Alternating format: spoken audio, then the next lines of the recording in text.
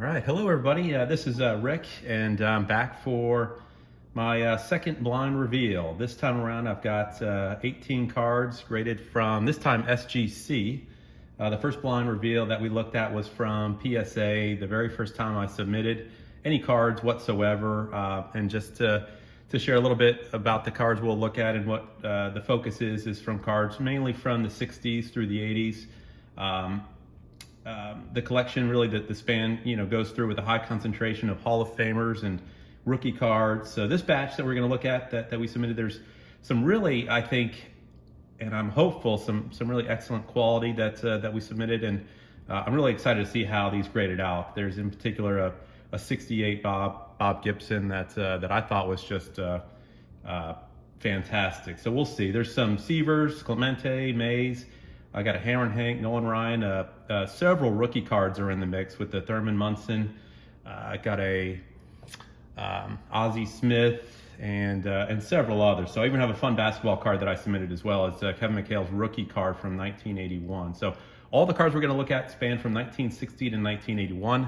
As I like to preview here with each of my kind of intros, just another set of cards that you see in front of you that will be submitted at a future date. I will share that one of my favorites here is that Ernie Banks grew up as a big Cubs fan, and just think this card is absolutely it's a beautiful card, perfectly centered, and can't wait until one day this thing gets sent in for grading and back. But the one card you see over there, the Thurman Munson on your right, we'll see another version of that, another graded one that I submitted. So we'll see. Let's go ahead and get started. So the first card we're going to go through, this was a 1960 Carl Yastrzemski. I knew it wasn't going to be a high grade. Got a 2.5. It's not in the best of shape, but it's a Yaz 60 rookie card, and I thought it was still worth its opportunity to get graded. So again, not in the best shape. Corners are a bit roughed up, but still a great iconic card from 1960. Okay, next up, another 1960 card that I wanted to submit. Anything with Mickey Mantle as the subject here, even though this isn't his lone card, it's an all-star card. Mantle and Ken Boyer here. Got a 4.5. Again, not in the best of shape, but just wanted to get to all the Mantle slabbed as we go along. So fun card, I think, and just wanted to kind of test the waters here with SGC and see how this tested out with the Mantle card. All right, next up is the first rookie card that we're going to look at is an Ozzie Smith, 5.5. I certainly was hoping for a little bit better grade on this to send in. I actually had in my notes to see this as a hopeful 7, but 5.5. Maybe the centering, I guess, threw it off a little bit from a grading perspective. The back is also didn't really see that. The back is quite off-centered here, but nonetheless, wanted to, again, as I mentioned, the focus is rookie cards, and got a lot of Hall of Famers in here, so kind of a combination of both. All right, next up we have Hammer and Hank, a 7 here. This is from 1974, Hank Aaron. This was card number 1, and just a beautiful card, great card to get the set going. I do have a full set of 1974 factory set. This was one that I wanted to pull and get graded since this is a fairly highly rated card of that year. So Hank Aaron, 1974 in a 7. All right, next up. Oh, this is the rookie card from Thurman Munson. I've got several of these. As I mentioned, I showed you one just earlier. This is one that was pretty sharp corners.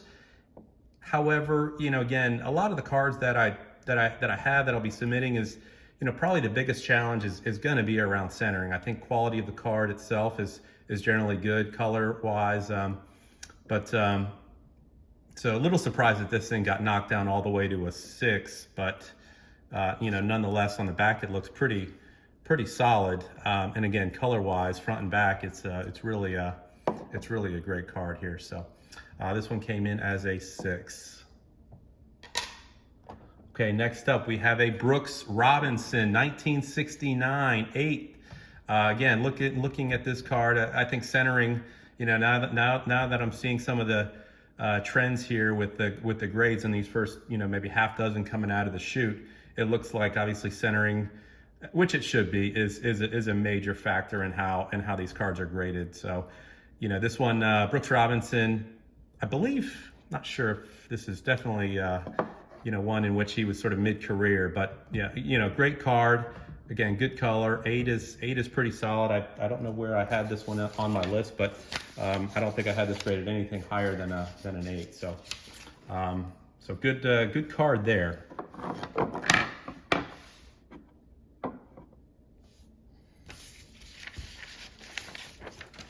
Okay, next up is a Bob Gibson from 1969. So I have two Gibsons that we're going to look at, a 68 and a 69. This one, this 69 here, let's take a look at, came back as a 7. So got several of these 69, a lot of 69 cards. Again, trying to focus on some of these really nice cards from this year, from this era. So 7 on this. Again, it's a solid card. Again, good color, little off centering probably is what knocked that down a little bit. Okay, we have a 1972 Willie Mays here. On the back, you can see it looks pretty centered, pretty clean here. But on the fronts, looks like there's maybe a little stain on it that maybe knocked it down. Surprised that it got knocked down all the way to a 4. It's little off center, great looking card, good eye appeal. So a 4 on this one.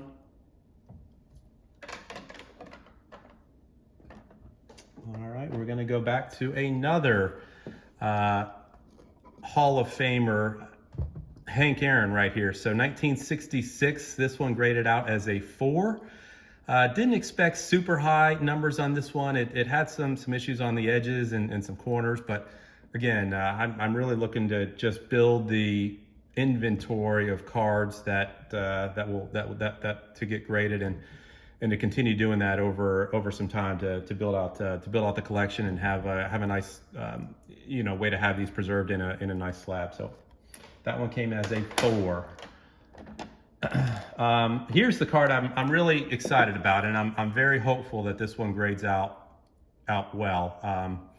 I'm hoping at least an 8. This is a Bob Gibson 1968. It's really in absolutely flawless shape. So let's see if my judgment and my eyes are anywhere close to how SGC is going to be looking at this card as well. Oh gosh, no, not even close. So this one came back as a 6.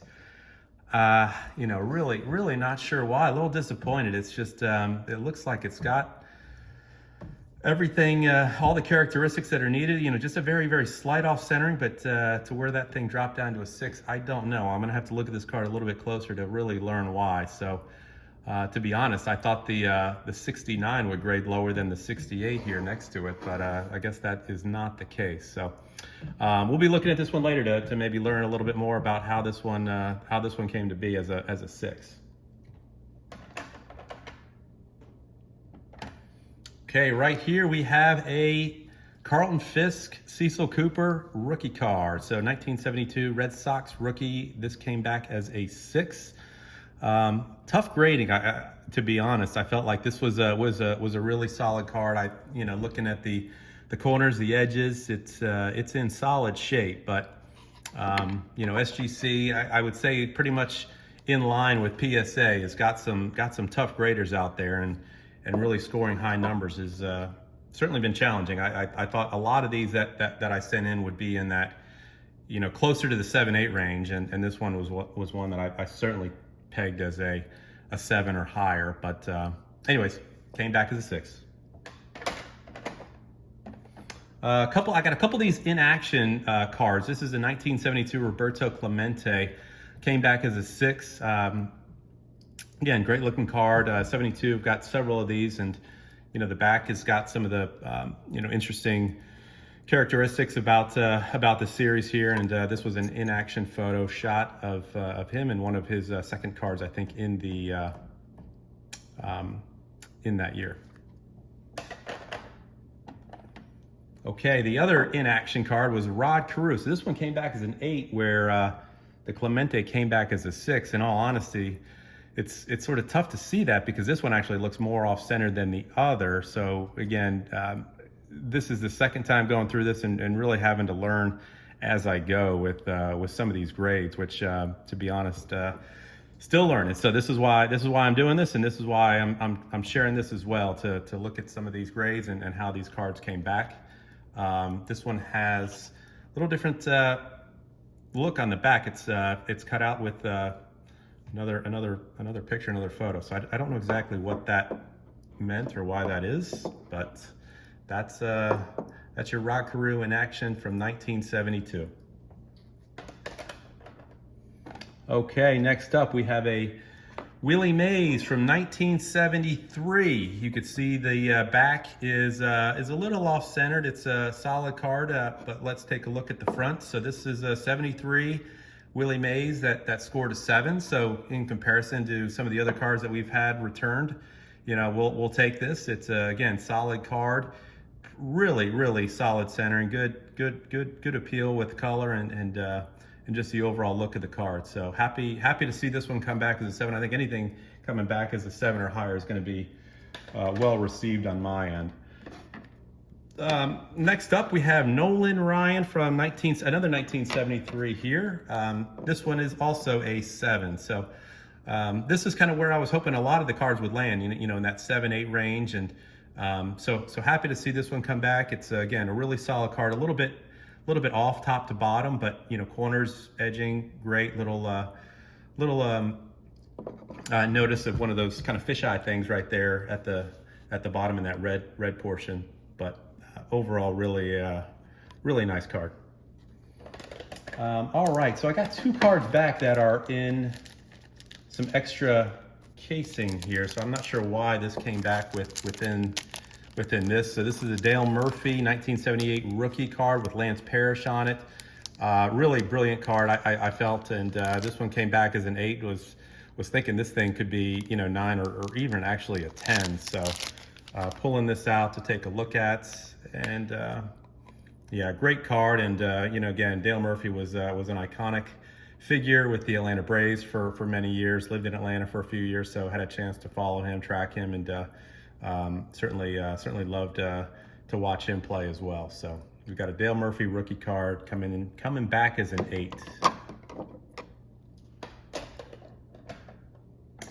Okay, right here we have another one that was packaged up. This is a Tom Seaver, not his rookie card, but his 68 card that came in as a 5 here. This was a solid card. Surprised again. This was one I submitted thinking that had a better chance to get closer to a 7 than a 5. So again, going through the grading and taking a look at this is, you know, we'll take a look a little closer to see how this thing maybe got itself a 5 rating. And last but not least, I had the fun card of pulling in a rookie Kevin McHale basketball card, Topps basketball card from 1981. So here's the back of it right here. Not sure if there's many basketball fans in here, but again, it's in the era of cards of which that we've collected. This is an 81, so this came back as an 8. So Kevin McHale rookie card from 1981, scored an 8. So there you have it. That's the rundown for this time around. I've got a couple more submissions that I'm hoping to get back in the coming weeks and months, and when I do, I'll shoot a quick video, post it, and again, hope you enjoy this and learn a little bit about the cards and some of the grading. So okay, thanks everyone. Take care. Bye.